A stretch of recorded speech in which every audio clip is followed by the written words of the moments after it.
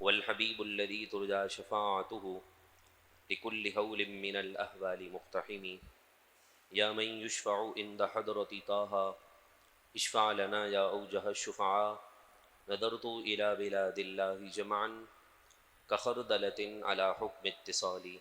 مولاي صل وسلم دائما أبدا على حبيبك خير الخلق كلهم.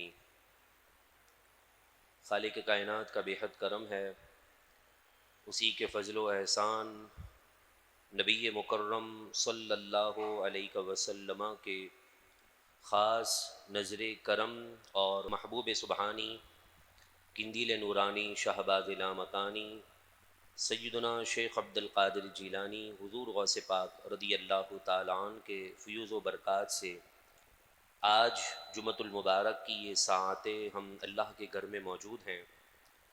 رب العالمین کی بارگاہ میں دعا ہے اللہ تبارک و تعالی آنے والے سال کو مسلمانوں کے لیے امن، سلامتی، عافیت، رحمت اور شفا والا سال فرما دے، اور آنے والا اسلامی سال مسلمانوں کے لیے فتح، نور، خیر اور کامیابی والا بنائیں، اور ہمیں آئندہ سال میں مکے اور مدینے کی باادب حاضری بھی عطا فرمائیں۔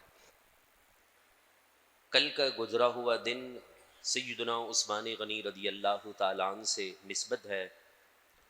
مختصر سے الفاظ میں آپ کی زندگی کے بارے میں سماعت کرتے ہیں۔ چوتھے نمبر پر اسلام لانے والی شخصیت جناب سیدنا عثمان غنی رضی اللہ تعالیٰ عنہ ہیں۔ اسلام لانے کے بعد آپ کا سوشل بائیکاٹ کیا گیا، کاروبار سے آپ کو نکال دیا گیا۔ کاروباری ہونے کے باوجود، پیسے والے ہونے کے باوجود آپ کے چاچا نے آپ کو گھر میں قید کر دیا، رسیوں سے اور زنجیروں سے باندھ کر آپ کو گھر کے اندر بند کر دیا گیا، اور ایک ہی مطالبہ تھا کہ تم محمد بن عبداللہ یعنی رسول اللہ صلی اللہ علیہ وسلم کا تم دین چھوڑ کر اپنے آباء و اجداد کے دین پر آ جاؤ۔ سیدنا عثمان غنی رضی اللہ تعالیٰ عنہ نے فرمایا کہ جان تو جا سکتی ہے مگر میں حضور کا دامن نہیں چھوڑ سکتا۔ یہ وقت بھی گزر گیا، رفتہ رفتہ مکی زندگی میں جب بھی اسلام کو ضرورت پڑی یا کسی نئے مسلمان کے لیے ہمدردی اور جو مسلمان ہو جاتا اس کے لیے خیر خواہی کا کوئی بھی خرچ کرنے کا معاملہ ہوتا تو جناب صدیق اکبر کے ساتھ ساتھ جناب عثمان غنی رضی اللہ تعالیٰ عنہ بھی سیر فہرست نظر آتے تھے۔ آپ نے پہلے حبشہ کی طرف ہجرت کی اور پھر رسول اللہ صلی اللہ علیہ وسلم کے حکم پر مدینہ منورہ کی طرف بھی آپ نے ہجرت فرمائی۔ آپ کا مقام اور منصب دیگر صحابہ کرام علیہم رضوان کے درمیان جو موجود ہے وہ تو تمام صحابی کو ملا ہی کہ اللہ تعالیٰ نے حضور کے صحابہ کے ساتھ بھلائی کا وعدہ فرمایا ہے کہ انہیں جنت ضرور ملے گی حضور کے صدقے سے، اور ان صحابہ جن پر نظر فرما دے اللہ انہیں بھی جنت کا مزدہ قیامت کے دن عطا فرما دے گا۔ لیکن سیدنا عثمان غنی کو جو خاص شرف ملا، ان شرفوں کے اندر چار باتیں ایسی ہیں جو سیدنا عثمان غنی رضی اللہ تعالیٰ عنہ کی خاصیت ہے۔ نمبر ایک، آپ وہ عظیم شخصیت ہیں کہ جن کے نکاح میں حضور علیہ الصلاۃ والسلام کی دو صاحبزادی یکے بعد دیگر آئیں۔ دوسرا، آپ کو جو خاصیت اور خاصہ نصیب ہوا وہ یہ ہوا کہ مالک دو جہاں کے پیارے آقا مختار کل نبی مکرم صلی اللہ علیہ وسلم کو جو اللہ نے اختیار دیا، اس اختیار پر آپ نے یہ فیصلہ کیا کہ بدر میں موجود تمام صحابہ اکرام علیہم رضوان پر اللہ کی طرف سے یہ حکم ہے کہ اب جو بھی کریں گے اللہ کی طرف سے انہیں معافی مل چکی ہے۔ لیکن بدر کے موقع پر جناب سیدنا عثمان غنی رضی اللہ تعالیٰ عنہ موجود نہ تھے، لیکن اس کے باوجود بھی آپ کو بدری صحابی ہونے کا شرف نصیب ہوا ہے۔ تیسرا جو منصب اور مقام اور خاصہ آپ کو نصیب میں آیا وہ یہ ہے کہ آپ شرم و حیا کے ایسے پیکر تھے کہ خود اللہ کے محبوب علیہ الصلاۃ والسلام آپ سے شرم و حیا فرماتے تھے کہ جناب سیدہ عائشہ فرماتی ہیں رضی اللہ تعالی عنہ کہ ایک مرتبہ حضور نبی مکرم صلی اللہ علیہ وسلم میرے حجرے میں موجود تھے، اس انداز میں، اس کیفیت میں کہ آپ کا جبہ شریف پنڈلی سے کافی اونچا تھا۔ کچھ دیر گزری تھی کہ دروازے پر جناب سیدنا صدیق اکبر تشریف لائے، ان کو اجازت مل گئی، آپ ایز اٹ از بیٹھے رہے۔ کچھ دیر گزری تو جناب سیدنا فاروق اعظم تشریف لائے، میرے محبوب نے اپنے کپڑے کو ٹھیک نہ کیا، اسی طرح بیٹھے رہے۔ مزید کچھ وقت گزرا تو جناب سیدنا عثمان غنی تشریف لائے، اجازت جیسے ہی مانگی گئی اور حضور کو بتایا گیا کہ عثمان غنی آئے ہیں رضی اللہ تعالی عنہ، تو میرے محبوب علیہ الصلاۃ والسلام نے اپنا کپڑا ٹھیک کر لیا اور ٹھیک ہو کر بیٹھ گئے۔ بعد میں حضرت عائشہ نے پوچھا کہ یا رسول اللہ، جب میرے والد آئے آپ اسی طرح بیٹھے رہے، جب جناب عمر فاروق آئے تو آپ اسی طرح بیٹھے رہے، لیکن جب جناب عثمان غنی تشریف لائے تو آپ نے اپنے کپڑے کو ٹھیک کر لیا، پنڈلی شریف آپ نے چھپا دی، اس کی کیا وجہ ہے؟ تو جو خاصے کی بات ہے نا، جو آپ کو فضیلت دیگر کے درمیان خاص طور پر ملی ہے صحابہ کرام علیہم رضوان میں سے، وہ یہ ہے کہ میرے محبوب نے فرمایا کہ میں اس سے حیا نہ کروں جس سے اللہ اور اس کے فرشتے بھی حیا فرماتے ہیں۔ سیدنا عثمان غنی رضی اللہ تعالیٰ عنہ کی شان یہ ہے کہ کبھی آپ نے بغیر لباس کے غسل نہیں فرمایا۔ آپ غسل بھی کرتے تھے تو اپنے صدر کے معاملات کو مکمل ڈھک کر، آپ سے وجہ پوچھی گئی تو آپ نے کہا کہ حیا ہی تو ایمان ہے، اور حیا سارا کا سارا دین ہے، اور دین حیا کا نام ہے۔ اسی طرح اللہ تبارک و تعالی نے آپ کو کامل الحیا بنایا ہے کہ حیا جو رسول اللہ صلی اللہ علیہ وسلم کے درمیان کے صدقے سے جو تقسیم ہوئی، حضور کے صدقے سے جو حیا تقسیم ہوئی، اس سے سارے صحابہ کرام علیہم رضوان کو فیض ملا، لیکن ان فیض میں سب سے زیادہ فیض اور برکت حیا کے معاملے میں جس صحابی رسول کو نصیب ہوئی ہے وہ جناب سیدنا عثمان غنی رضی اللہ تعالیٰ عنہ ہیں۔ چوتھا خاصہ، پہلا خاصہ تو یہ ہے کہ آپ کے نکاح میں دو حضور کی شہزادیاں آئیں، اور پھر حضرت علی فرماتے ہیں کہ حضور نے دوسری شہزادی کے وصال کے بعد بھی فرمایا کہ اگر میری 40 بیٹیاں ہوتی تو میں ایک کے بعد عثمان کے نکاح میں دے دیتا۔ دوسرا خاصہ آپ کو یہ نصیب ہوا کہ اللہ تبارک و تعالی آپ سے اور اللہ کے فرشتے بھی آپ سے حیا فرماتے، آپ کامل الحیا ہیں۔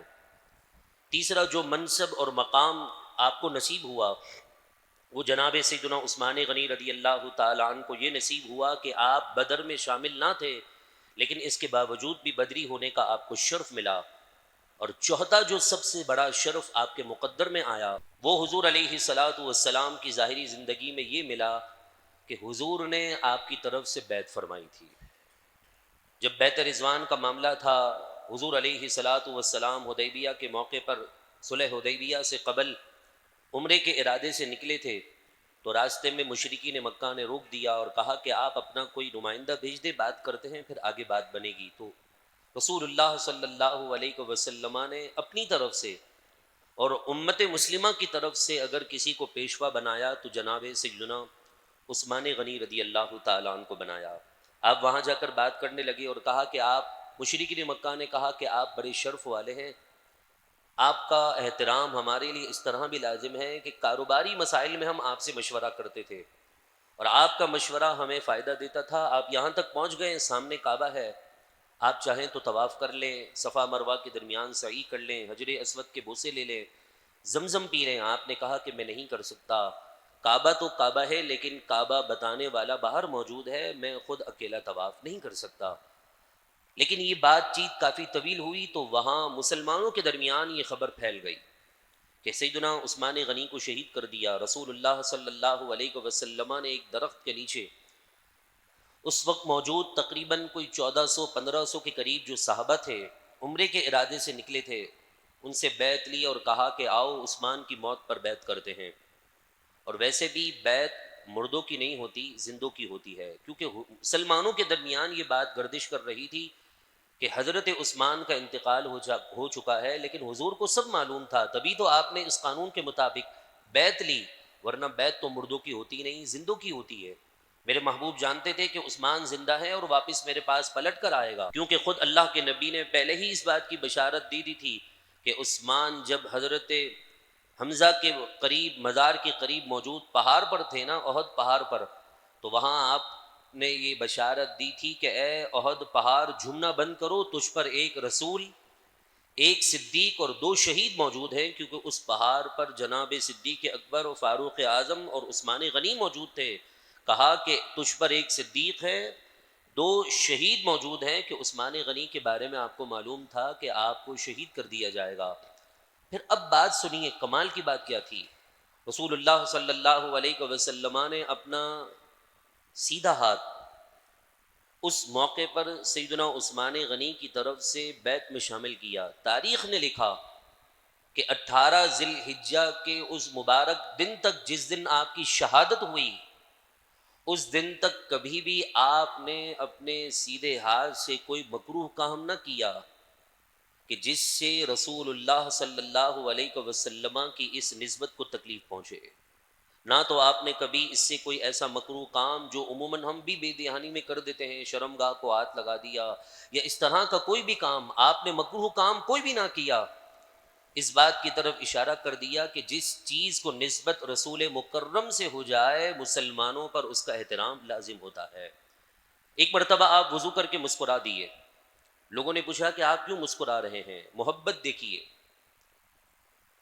سیدنا عثمان غنی رضی اللہ تعالیٰ عنہ نے فرمایا، مسکرانے کی وجہ تو مجھے نہیں معلوم، بس ایک مرتبہ میں نے رسول اللہ صلی اللہ علیہ وسلم کو وضو کرنے کے بعد مسکراتے ہوئے دیکھا، تو میں حضور کی اس سنت کو زندہ کرنے کے لیے مسکرا رہا ہوں۔ حضور کی جو وجہ ہوگی وہی میری وجہ مسکرانے کی بن رہی ہے۔ میری اصل وجہ رسول اللہ کی محبت ہے، رسول اللہ کا عشق ہے۔ تبھی تو قرآن مجید فرقان حمید نے جناب سیدنا عثمان غنی کے ایمان کو دیکھ کر، صحابہ کے ایمان کو دیکھ کر، ان کے طریقے پر ایمان لانے کا حکم دیا ہے۔ اللہ نے آپ کو بڑا مرتبہ اور مقام عطا کیا۔ 40 دن تک آپ پر کھانا پانی بند کر دیا گیا، آپ نے اف تک نہ کی۔ مدینے کے اندر آپ کی پاور، آپ کی حکومت، آپ کی فوج، سب کچھ آپ کا تھا، لیکن آپ نے مدینے کے تقدس میں اپنی ذات کے لیے وہاں پر خون کی ہولی نہ کھیلی۔ باقی صرف 40-50 لوگ تھے جنہوں نے آپ کے گھر کا محاصرہ کیا ہوا تھا، نہ کھانے جانا دیتے تھے، نہ پینے کے لیے جانے دیتے کوئی چیز، نہ آپ کو گھر سے اترنے دیتے تھے، نہ مسجد نبوی میں آ کر نماز ادا کرنے دیتے تھے۔ امام حسن اور امام حسین دروازے پر کھڑے ہو کر جو ہے وہ آپ کے آستانے اور آپ کے در کے دروازے پر کھڑے ہو کر نوکری کرتے تھے جناب سیدنا علی المرتضیٰ کے کہنے پر، کرم اللہ تعالی وجہہ الکریم۔ یہ آپس کی محبتیں ہیں۔ لیکن آئیے سیدنا عثمان غنی رضی اللہ تعالی عنہ کے فرامین میں سے چند اقوال سن کر آج کے اپنے اس درس کو ہم مکمل کرتے ہیں اور اپنی اصلاح کے لیے چند باتیں سماعت کرتے ہیں۔ ہم دنیا کو یہ سمجھ بیٹھے ہیں کہ دنیا دولت کا نام ہے، دنیا عزت کا نام ہے۔ سیدنا عثمان غنی رضی اللہ تعالیٰ عنہ فرماتے ہیں، عزت نہ دولت میں ہے، نہ اچھے کپڑوں میں ہے، بلکہ مسلمانوں کی عزت اس کے پختہ ایمان والے ہو جانے میں ہے۔ اور کہا بے عزتی دولت کے چلے جانے یا گھر بار کے لٹ جانے میں نہیں، بلکہ آپ فرماتے ہیں بے عزتی کا تعلق مسلمان کے بے ایمان ہو جانے میں ہے۔